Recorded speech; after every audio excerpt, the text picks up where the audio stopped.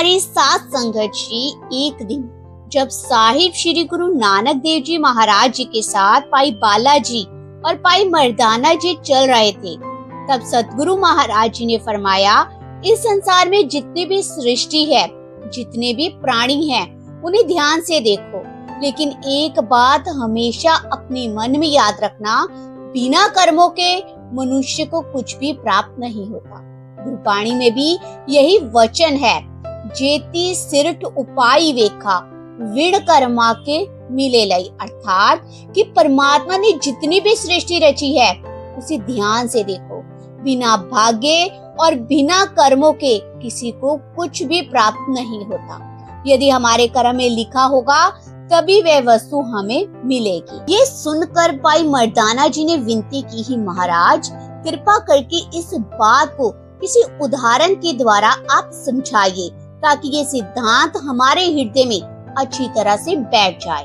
सतगुरु महाराज जी बोले, प्राचीन ग्रंथों और वेद शास्त्रों में भी कर्मों के सिद्धांत का विस्तार से वर्णन मिलता है। एक कथा लक्ष्मी जी की और कर्म देवता जी की आती है, जो इस सिद्धांत को बहुत ही स्पष्ट करती है। महाराज जी ने कथा सुनानी आरंभ की। एक बार लक्ष्मी जी और कर्म देवता के बीच ये विवाद हो गया कि दोनों में बड़ा कौन है। लक्ष्मी जी कहने लगी, मैं तुमसे बड़ी हूँ। कर्म देवता बोले, नहीं, मैं बड़ा हूँ। लक्ष्मी जी ने कहा, मेरे पास इतनी शक्ति है कि मैं किसी निर्धन को और कंगाल व्यक्ति को भी धनवान बना सकती हूँ। कर्म देवता ने आगे उत्तर दिया, मेरे बिना तुम कुछ भी नहीं कर सकती। यदि किसी के कर्म साथ ना दे तो तुम्हारा दिया हुआ धन भी उसके पास नहीं टिक सकता। इस विवाद और इस झगड़े का निर्णय करने के लिए दोनों ने एक परीक्षा रखने का निश्चय किया। तय हुआ कि वे किसी गरीब व्यक्ति पर अपनी अपनी शक्ति का प्रयोग करेंगे और देखेंगे कि वास्तव में कौन बड़ा है। एक गरीब लकड़हारा था जो प्रतिदिन जंगल से लकड़ियां काटकर अपना और अपने पूरे परिवार का पालन पोषण करता था। लक्ष्मी जी बोली, मैं इसे आज धनवान बनाऊंगी, देखना। कर्म देवता मुस्कुराए और बोले, तुम प्रयास करके देख लो, लेकिन यदि इसके कर्म साथ नहीं देंगे तो ये धन इसके पास नहीं टिकेगा। तब लक्ष्मी जी ने एक धनी स्त्री का रूप धारण किया और उस गरीब लकड़हारे के पास पहुंच गई। उन्होंने उसे 500 सोने की मोहरे से भरी एक बहुत बड़ी थैली दे दी। भाई, इसे ले लो, इससे अपनी गरीबी दूर कर लो और सुखपूर्वक जीवन बिता दो। लकड़हारा ये देखकर आश्चर्यचकित और अत्यंत ही प्रसन्न हो गया। जिस व्यक्ति ने जीवन भर केवल और केवल अभाव और गरीबी देखी हो, उसके हाथों में अचानक से इतना सारा धन आ जाए तो उसकी खुशी का कोई ठिकाना नहीं रहता। उसी समय गुरु नानक देव जी ने भाई मर्दाना जी को समझाते हुए कहा, संपे को ईश्वर त्यागे, अर्थात कि संसार में बहुत से लोग धन प्राप्त करने के लिए भी भगवान का स्मरण करते हैं। धन के लिए लोग दिन रात परिश्रम करते हैं, नौकरी करते हैं और कई तरह की चोरी जैसे पाप भी करते हैं, लेकिन ये धन किसी के साथ नहीं जाता। अंत में उसका स्वामी भी कोई दूसरा ही बन जाता है। इसे केवल धन को ही जीवन का उद्देश्य नहीं बनाना चाहिए। आगे लक्ष्मी जी द्वारा दी गई 500 सोने की मोहरों की थैली पाकर लकड़हारा खुश हो गया। उसे उस थैली को एक पुराने कपड़े में अच्छी तरह से लपेट लिया और मन ही मन सोचने लगा, आज जब मैं ये धन अपनी पत्नी को दूंगा तो वह बहुत खुश होगी। हमने पूरी जिंदगी गरीबी में गुजारी है, अब हमारे दुख दूर हो जाएंगे। तब वह लकड़हारा अपने घर पहुंचा तो देखा कि घर पर ताला लगा हुआ है। उसकी पत्नी किसी काम से बाहर गई हुई है। लकड़हारे ने सोचा कि जब तक पत्नी आती है तब तक वह थैली घर के अंदर पहुंचा देता हूँ। इसलिए उसने 500 मोहरों वाली थैली घर की दीवार के ऊपर से भीतर फेंक दी और स्वयं अपनी पत्नी को ढूंढने निकल पड़ा। जैसे ही थैली घर के अंदर गिरी, उसमें रखी सोने की मोहरों की खनक की आवाज आई। पास में रहने वाले एक पड़ोसन ने वे आवाज सुन ली। वह बहुत ही चालाक थी। जिसके पास पहले से धन होता है वे सिक्कों की आवाज को तुरंत ही पहचान लेता है, लेकिन जिसे कभी धन देखा ही ना हो, उसे उसकी कीमत और संभालने का तरीका भी नहीं पता होता। गरीब लकड़हारे को भी धन की संभाल का अनुभव नहीं था।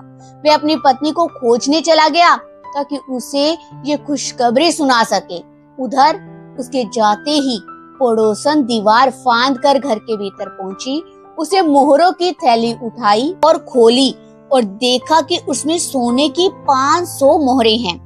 लालच में आकर उसने ये थैली अपने घर में ही छिपा दी। कुछ देर बाद लकड़हारा अपनी पत्नी को लेकर घर लौटा। दोनों ने घर के अंदर हर जगह खोजा, लेकिन वहां कोई थैली नहीं थी। पत्नी गुस्से में बोली, तुम कितने मूर्ख निकले, कोई इतना कीमती धन इस तरह दीवार के ऊपर से घर में फेंकता है। यदि हाथ में ही लेकर आते तो ये सब नहीं होता। लकड़हारे को अपनी भूल का बहुत पछतावा हुआ। वे बार बार स्वयं को दोष देने लगा और कहने लगा, सचमुच आज मेरी बुद्धि पर पर्दा पड़ गया था, मैंने बहुत बड़ी गलती कर दी। अगले दिन वे फिर पहले की तरह जंगल में लकड़ियां काटने चला गया।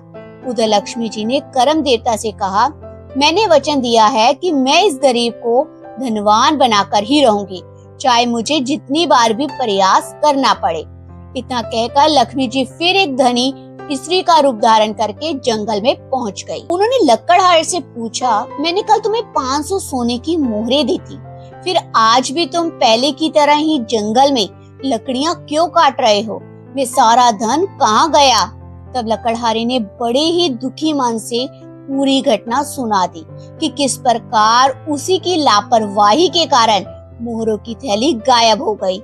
लक्ष्मी जी ने सोचा, कोई बात नहीं, इस बार मैं इसे ऐसा बहुमूल्य उपहार दूंगी जिसे ये अवश्य संभाल कर रखेगा।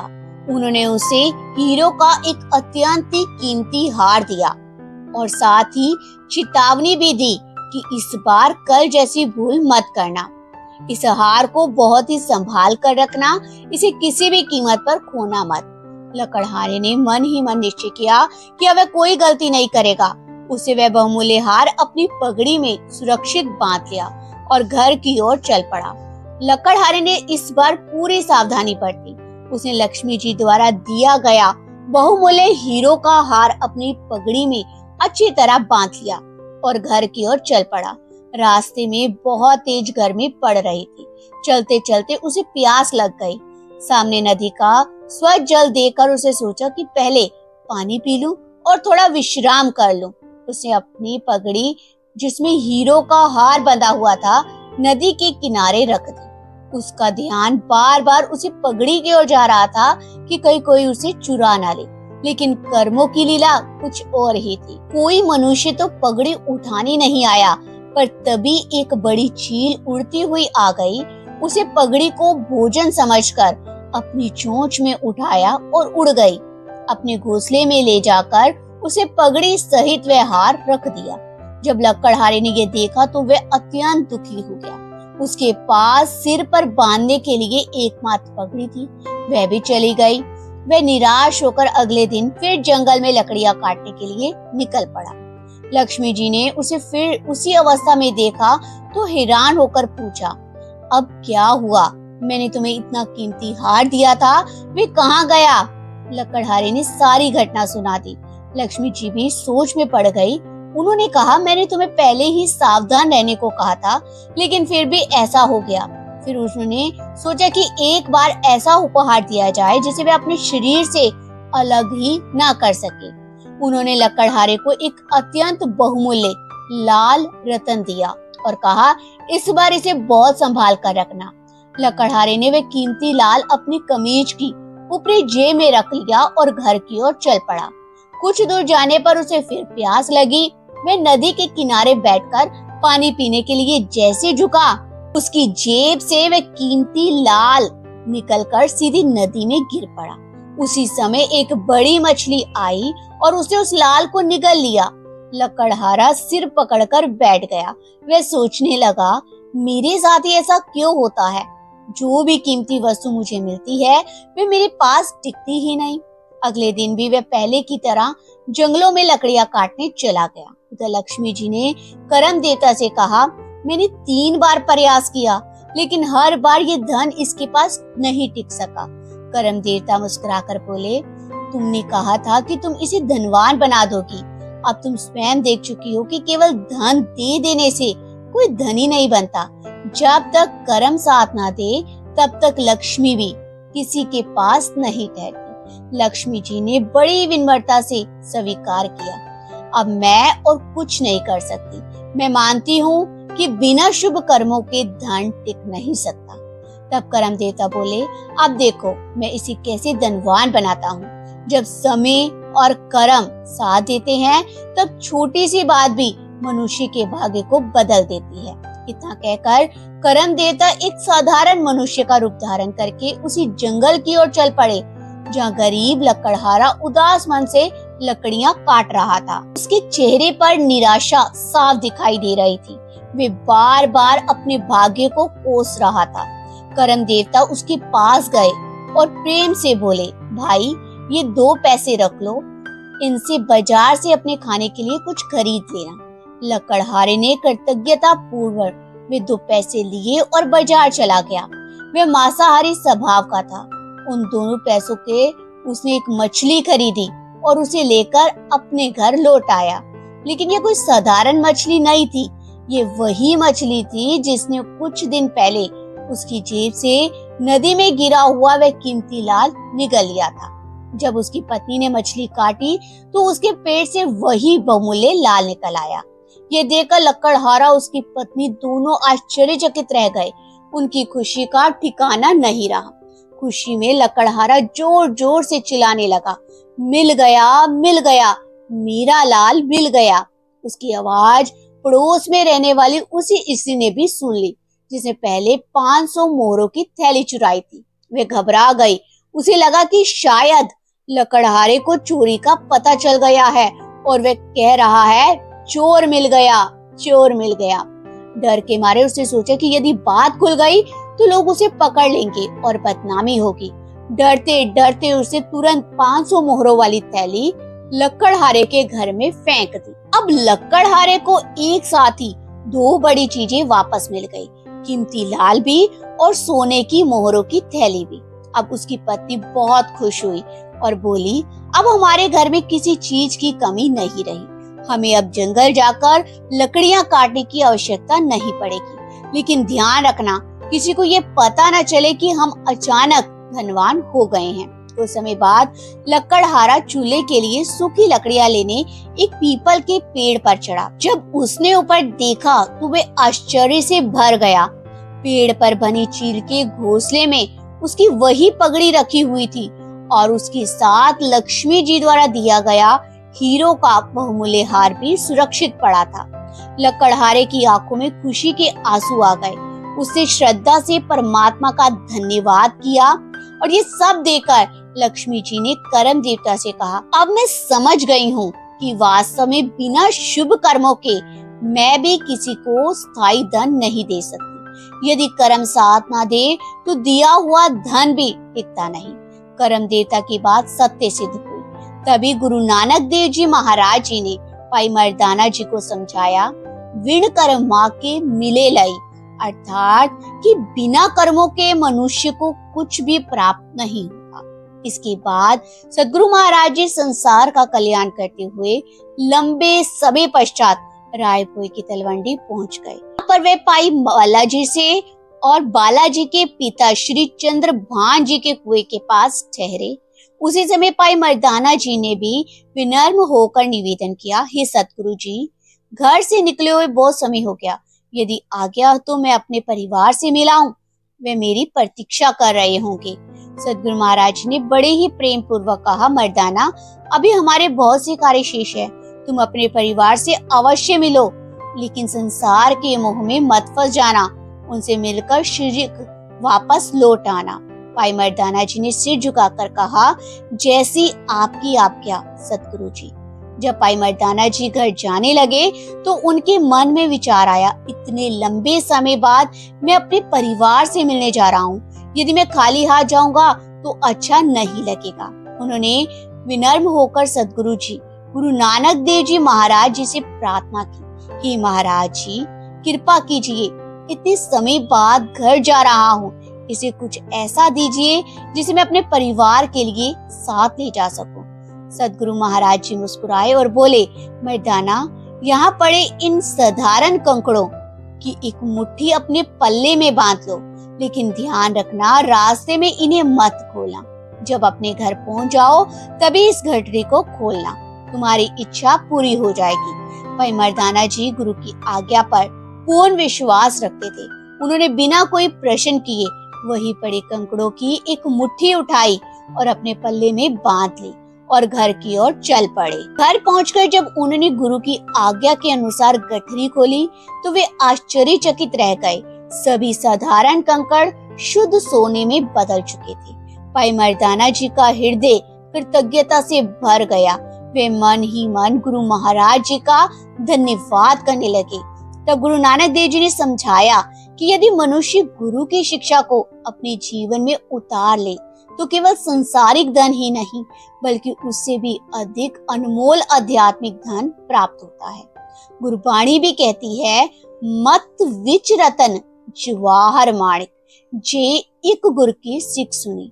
यहाँ पर कहा गया है कि यदि मनुष्य गुरु की एक भी सच्ची शिक्षा को अपने जीवन में धार कर ले तो उसकी बुद्धि के भीतर रतन, जवाहर और माणिक जैसे अनमोल गुण प्रकट हो जाते हैं। संसार का धन तो कभी भी नष्ट हो सकता है, लेकिन गुरु का ज्ञान और नाम का धन कभी समाप्त नहीं होता। भाई संतोख जी भी लिखते हैं कि भाई मर्दाना जी ने गुरु जी से कहा, मैं इतने वर्षों बाद अपने घर जा रहा हूँ, खाली हाथ कैसे जाऊं?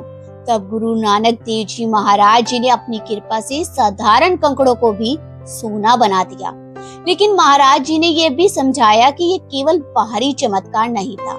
वास्तविक चमत्कार तो यह है कि जब मनुष्य गुरु की शिक्षा को स्वीकार करता है तब उसके भीतर वैराग्य रूपी रतन, ज्ञान रूपी जवाहर और नाम रूपी माणिक प्रकट हो जाते हैं। इसके बाद भाई मर्दाना जी ने गुरु महाराज जी से पूछा, हे सद्गुरु, संसार के लोगों का स्वभाव कैसा है? महाराज जी ने उत्तर दिया, अधिकांश लोग धन के लिए भगवान को याद करते हैं, धन पाने के लिए तप करते हैं, कठिन परिश्रम करते हैं और अनेक प्रकार के प्रयास करते हैं। फिर गुरु महाराज जी ने एक और कथा सुनाई। एक गरीब लकड़हारा अपनी पत्नी और पुत्र के साथ भगवान शिव का बहुत कठोर तप करने लगा। उसने सुना था कि भगवान शिव शीघ्र ही प्रसन्न हो जाते हैं। उसकी भक्ति से प्रसन्न होकर भगवान शिव प्रकट हुए और सबसे पहले लकड़हारे की पत्नी से कहा, मांगो, तुम्हें क्या चाहिए? उसने कहा, मैंने जीवन भर गरीबी झेली है, मेरा शरीर दुर्बल हो गया है, कृपया करके मुझे पहले जैसा सुंदर और युवा रूप प्रदान कर दीजिए। भगवान शिव ने तथास्तु कहा और वह इसे अत्यंत सुंदर हो गई। उसी समय एक राजा वहां शिकार खेलते हुए आया। उसे सुंदर स्त्री को देखा और उस पर मोहित हो गया। उसे बलपूर्वक उसे अपने घोड़े पर बैठाया और महल की ओर ले जाने लगा। ये देखकर लकड़हारा बहुत दुखी हुआ, लेकिन वह राजा का सामना नहीं कर सका। तभी भगवान शिव जी प्रकट हुए और बोले, अब तुम ही कोई वर मांगो। दुखी लकड़हारे ने कहा, यदि मेरी पत्नी मेरे पास नहीं रह सकती तो उसे सुअर बना दीजिए ताकि राजा उसे अपने साथ न ले जा सके। भगवान शिव जी ने तथास्तु कहा और वह स्त्री उसी क्षण सुअर बन गई। राजा ये देखकर भयभीत हो गया। उसने उसे तुरंत छोड़ दिया और वहां से चला गया। सुअर बनी हुई वह स्त्री अपने पुत्र के पास पहुंची। पुत्र अपनी माँ की ऐसी दशा देखकर रोने लगा। भगवान शिव तीसरी बार प्रकट हुए और पुत्र से बोले, तुम भी वर मांगो। पुत्र ने हाथ जोड़कर कहा, प्रभु, मेरी माँ को उसका पहले वाला रूप वापस दे दीजिए। भगवान शिव ने तथास्तु कहा और वह इसे फिर पहले जैसी हो गई। अब गुरु महाराज जी ने इस कथा का निष्कर्ष बताते हुए कहा कि तीनों को वरदान मिले, लेकिन अंत में उन्हें कोई स्थायी लाभ नहीं मिला।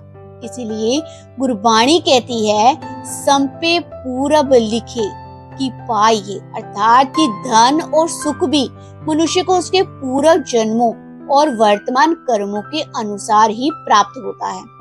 कवि अंबाला लवी जी भी कहते हैं, करत साधना शंभु मनाए, बिन कर्माधन हाथ न आए।